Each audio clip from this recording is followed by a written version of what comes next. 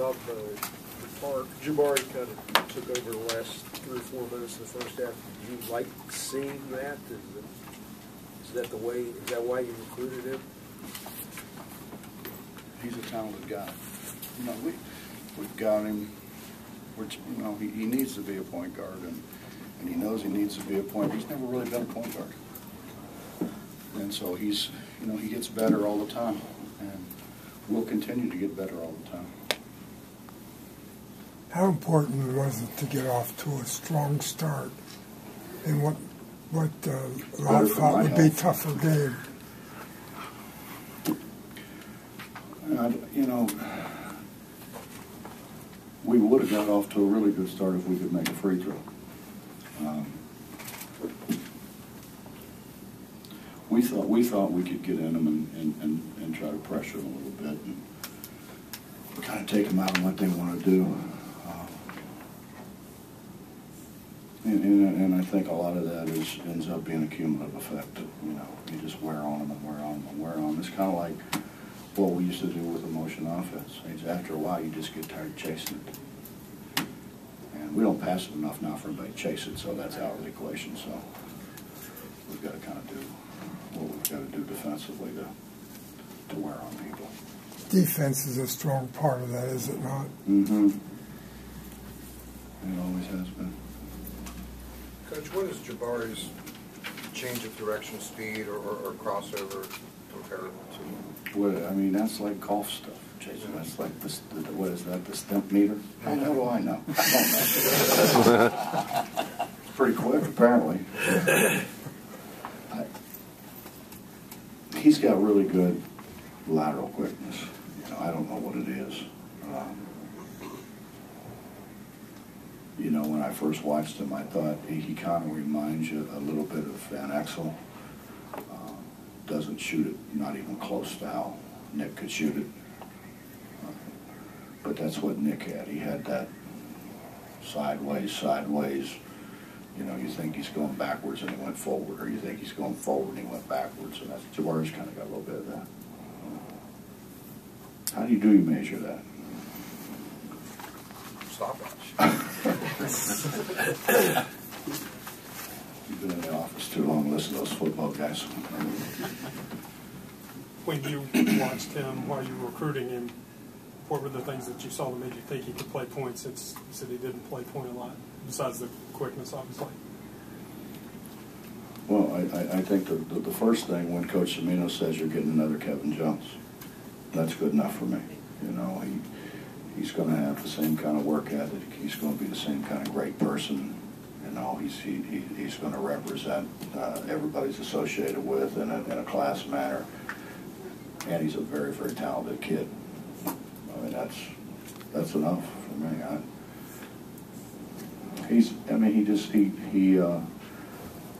if you watch him play in high school, he was happy to get 12, 14.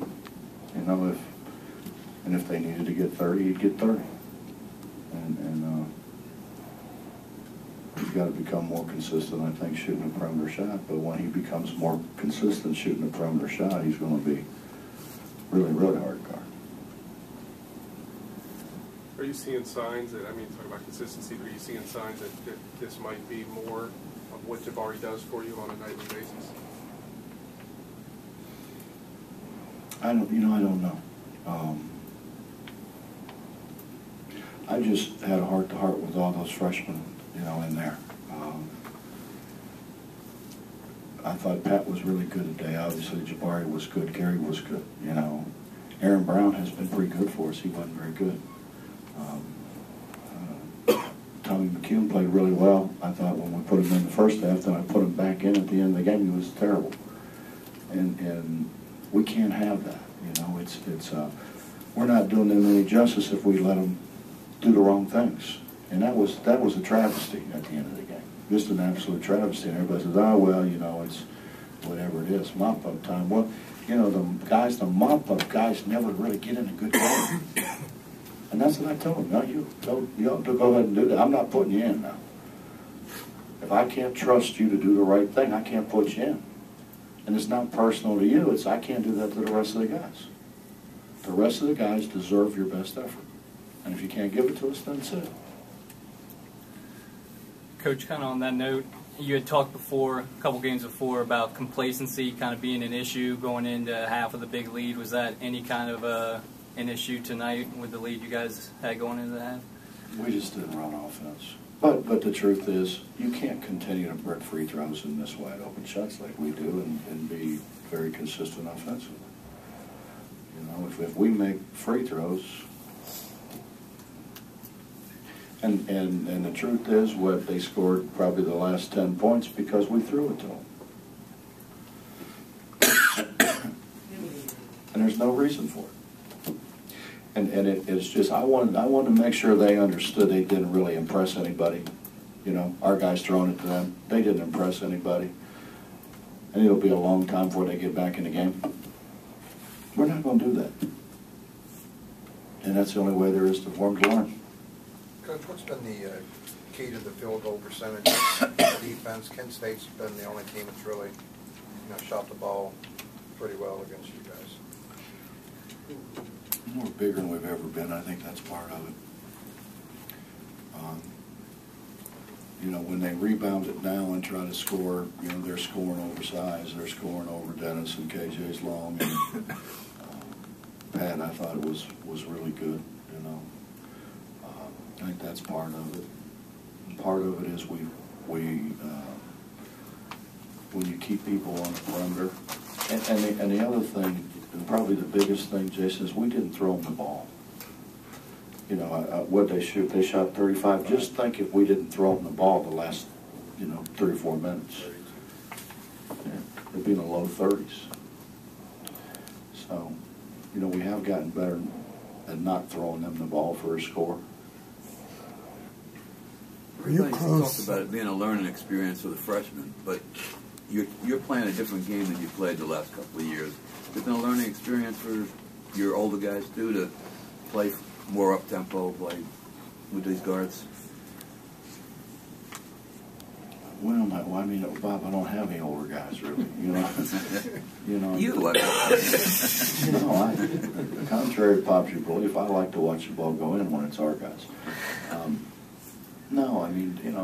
We talked about it last spring, and Dennis has scored in transition, which he's never done. KJ's got out and scored in transition, which he really hasn't done a lot. And, Chuck's always been out there, so we don't have those guys are. I think Dennis is looking forward to beating people down the floor. KJ got out. I think KJ's got.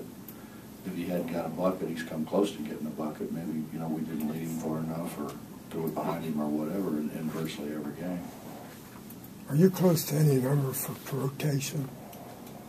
I don't care what that is. I'm sorry? I don't really care what that is. I'm going to play guys that are going to play right. So the number may vary then? It doesn't matter. Night to night, is that it? It depends on when you have, what do we have, 7 freshmen, 8 freshmen, something like that? 8, I think, if you count Big Sweat.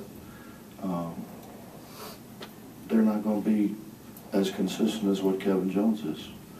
Not as consistent as what hopefully Truck is becoming. So, we're going to have to figure out which one's playing well that day. I just don't do them any justice by everybody says let them play through their mistakes. That's ridiculous. Because then all they do is just keep making it. When you sit over there for a while and you see that if I'm not going to do the right thing, I'm not going to get to play, you're more apt to go in there and do the right thing. Coach, is this team ready to play its first true road I don't game? know. Tony asked me that. I don't know. That's why we do it. It won't be easy, but I don't know. If we're afraid to go play, Justin, then we're not any good, and we're not going to be any good. I think for a long time we won more games on the road than we won at home. Because we played more games on the road, I guess, than we did at home. So that's never been an issue. Bob, you're playing 2 3-point guards a lot together. They seem like they're getting more adjusted to one another? Are you finding they're finding ways to complement each other on the floor? Well, I had to, because those other guys weren't doing anything. I'd rather just play two guards because we have to rebound it, and it's harder when you're playing those three guys, obviously. And Dennis and KJ can't get every rebound. Or KJ can't get every rebound. Dennis got all of 2 today.